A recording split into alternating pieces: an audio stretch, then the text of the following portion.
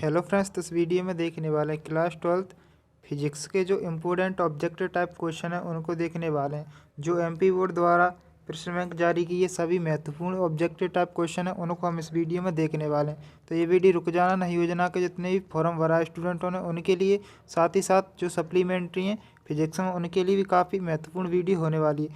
तो इसमें जो भी क्वेश्चन हैं सभी बोर्ड द्वारा जारी किए गए क्वेश्चन बैंक के प्रश्न हैं, तो आप इनको जरूर करके जाएं। तो देखिए हम आपको यहाँ पर जो अध्याय 8 है इसमें से 4 अंक के ऑब्जेक्टिव टाइप क्वेश्चन आने वाले हैं, तो हम पहले इनको देख लेते हैं। तो देखिए सबसे पहले रिक्त स्थानों की पूर्ति कीजिए। तो देखिए यहाँ पर पहला प्रश्न है, अंधेरे में फोटोग्राफी के लिए किस तरंग का उपयोग किया जाता है? तो इसका उत्तर है आपका अपरक्त किरण। क्या है? अपरक्त किरण आपको याद कर लेना है। इसी प्रकार से दूसरा है, पृथ्वी तल से ओजोन परत की लगभग कितनी ऊंचाई होती है? तो होती है आपकी 50 किलोमीटर। यह आपको याद कर लेना है। इसी प्रकार से तीसरा है, विस्थापन धारा है में परिवर्तन के कारण उत्पन्न होती है, तो इसमें आपको लिखना है विद्युत क्षेत्र।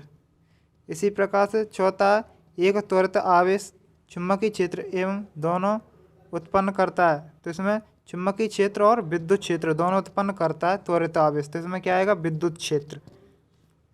इसी प्रकार से पांचवा है, निर्वात में विद्युत चुम्बकीय तरंगों के वेग का सूत्र लिखिए। तो ये आपको सूत्र याद कर लेना है, C बराबर 1/रूट में μ0 और ε0। इस प्रकार से आपको याद कर लेना है।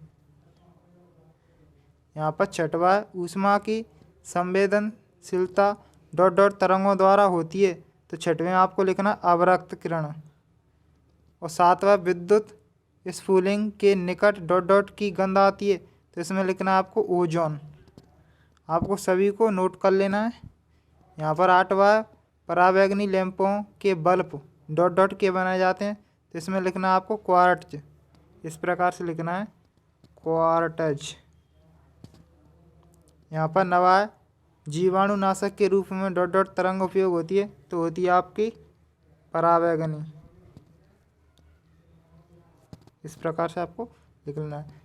10वां, विद्युत चुम्बकीय तरंगों के स्पेक्ट्रम में सर्वाधिक आवृत्ति किस तरंग की होती है? तो इसमें आपको लिखना है गामा। इस प्रकार से 10 इंपोर्टेंट जो आपके रिक्त स्थान वाले क्वेश्चन से थे कंप्लीट हो गए। अब देखते हैं सही विकल्प वाले। तो अब यहाँ पर देखिए दूसरा सही विकल्प चुनिए। तो इसमें पहला क्वेश्चन है, निम्नलिखित में से कौन सा विद्युत चुम्बकीय तरंग नहीं है? जिसमें ऑप्शन है गामा किरण, एक्स किरण है, ध्वनि तरंग है और रेडियो तरंग है। तो इसका उत्तर हो जाएगा ध्वनि तरंग है, आपकी विद्युत चुम्बकीय तरंग नहीं है। इस प्रकार से दूसरा है, इम्पोर्टेंट क्वेश्चन है, निम्नलिखित में से सबसे अधिक आवृत्ति वाली तरंग है? तो इसका करेक्ट उत्तर हो जाएगा पराबैंगनी किरण है। यहाँ पर तीसरा है, दृश्य प्रकाश के लिए तरंग दैर्घ्य की कोटि लिखिए। तो इसका ऑप्शन हो जाएगा V। अब यहाँ पर अगला है, विद्युत चुम्बकीय तरंगों का वेग वाला सूत्र आपको पहले ही हमने बताया था रिक्त स्थानों में, तो आप देख सकते हो ये वाला है। यहाँ पर निम्नलिखित में से किसका तरंग दैर्घ्य सबसे कम है? तो इसमें आपको पांचवें लिखना है गामा किरण। छठवां, निम्नलिखित में किसकी आवृत्ति सबसे कम है? तो छठवें ऑप्शन हो जाएगा C, अपरक्त विकिरण है। और सातवां, विद्युत की तरंग में और विद्युत क्षेत्र के जो परिणाम चुंबक E और चुंबकीय क्षेत्र का परिणाम V में संबंध है, तो इसका उत्तर हो जाएगा A ऑप्शन। यहाँ पर आठवें आप देखिए, यहाँ पर इसका करेक्ट उत्तर हो जाएगा C वाला। नवा, ओजोन मंडल अवशोषित करता है तो पराबैंगनी विकिरणों को। यह IMP क्वेश्चन है, इसको जरूर याद कर लें। अब आप यहाँ पर देखिए सही जोड़ी में रेडियो तरंगों की खोज वैज्ञानिक मार्कोनी ने की थी। दूसरा, पराबैंगनी किरणों की खोज वैज्ञानिक रिटर्न ने की थी। इसी प्रकार तीसरा, एक्स किरणों की खोज रोंजन ने करी थी। और अगला है गामा किरणों की खोज वैज्ञानिक वैकुलर ने करी थी। इसी प्रकार से पांचवा, दृश्य प्रकाश की खोज वैज्ञानिक न्यूटन ने की थी।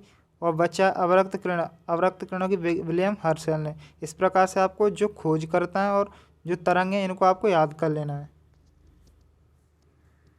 अब यहाँ पर देखिए अगला चैप्टर है यूनिट 6 से आपके जो वस्तुनिष्ठ प्रश्न है 7 अंक के पूछे जाएंगे, तो जिसमें जो भी इंपॉर्टेंट है इनको आप जरूर कर लें।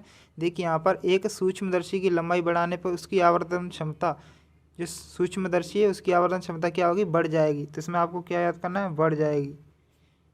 इसी प्रकार से अगला क्वेश्चन है लेंस की क्षमता का मात्रक। तो लेंस की क्षमता का मात्रक होता है डायोप्टर। तो यहाँ पर आपको इस क्वेश्चन का लेंस की क्षमता का मात्रक क्या होता है, डायोप्टर याद कर लेना है। यहाँ पर तीसरा है आकाश का नीला दिखाई देने का क्या कारण है। तो ये काफ़ी महत्वपूर्ण है। तो आकाश का जो नीला दिखाई देता है तो प्रकाश के प्रकीर्ण के कारण दिखाई देता है। तो इसमें क्या लिखना है आपको, प्रकीर्ण।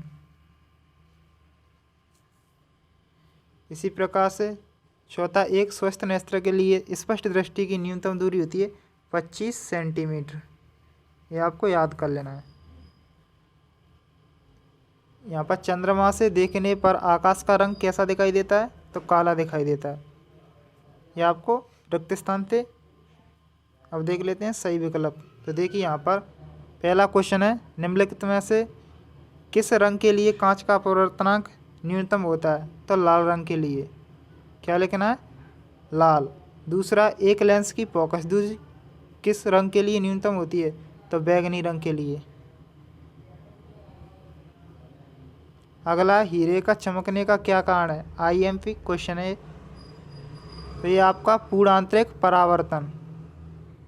और ये आपका चौथा है, ये न्यूमेरिकल क्वेश्चन है, ये आपको सॉल्व कर लेना है। इसी में अब आपका अध्याय 10 है। देखिए पहला है ज्यामिति छाया में प्रकाश के अतिक्रमण को डॉट डॉट कहते हैं। तो इसमें आपको लिखना है विवर्तन।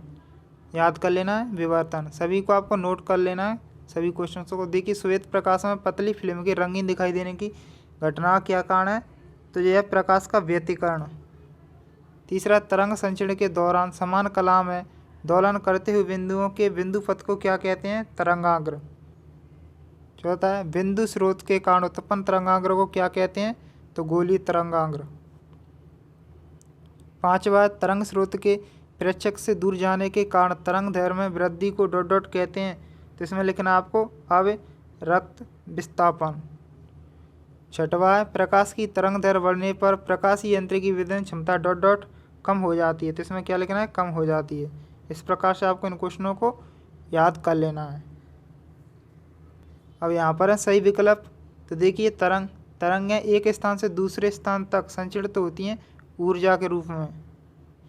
व्यतिकरण डॉट डॉट होता है तो आपका जो अनुदैर्घ्य और अनुप्रस्थ तरंग दोनों में। तो आपका ये वाला ऑप्शन करेक्ट हो जाएगा दोनों में। देखिए यहाँ पर अच्छे विभेदन के लिए किसी दूरदर्शी में होना चाहिए। तो इसमें आपको अधिक व्यास वाला अभिदृश्यक। अगला है ध्रुवण होता है, तो ध्रुवण होता है अनुप्रस्थ तरंग में। फ्रेनेल की दूरी का जो सूत्र होता है तो आपका डी ऑप्शन हो जाएगा।